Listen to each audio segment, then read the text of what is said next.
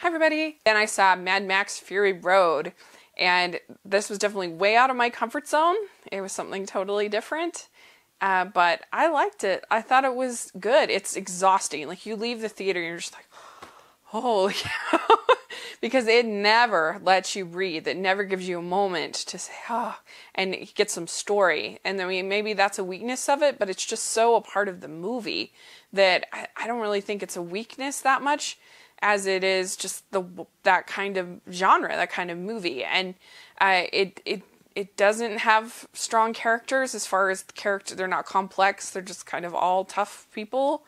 But I really liked, I know a lot has gotten some flack and there's some controversy, which I think is ridiculous, but I really liked how it had female characters that were awesome without being like, to me, they weren't female girl power characters. They were just characters who happened to be women, which made sense for the world that they were in, where women would have been prized and would have had to be tough in order to survive. So I thought it really made sense that they had all these female characters for the world of the story, and I thought that they were just so cool, and it was just such a refreshing surprise for that kind of movie. And like I said, I know there's the complainers that get mad because their women are invading their guy movies, which is so insane. I just, to me, that's just completely absurd.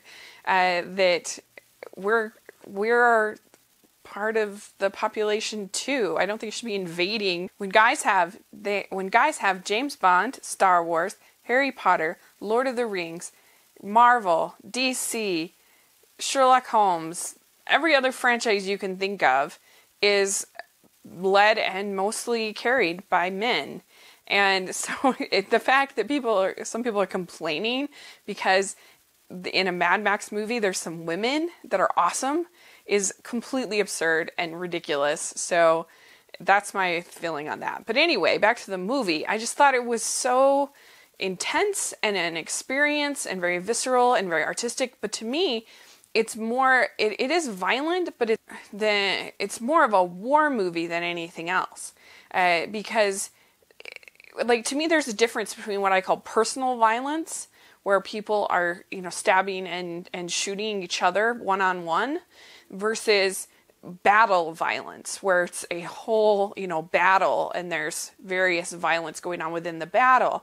To me, that's just different. And I felt like this was a war movie, and that the violence was within these battle scenes. And so it wasn't as upsetting as you might think. And there's no profanity because there's almost no dialogue. This characters speak very, very little, mostly grunts. And it's normally not my type of movie. It was definitely out of my comfort zone, but I liked it. So there you go. And please subscribe to my channel, and I'll talk to you later. Bye.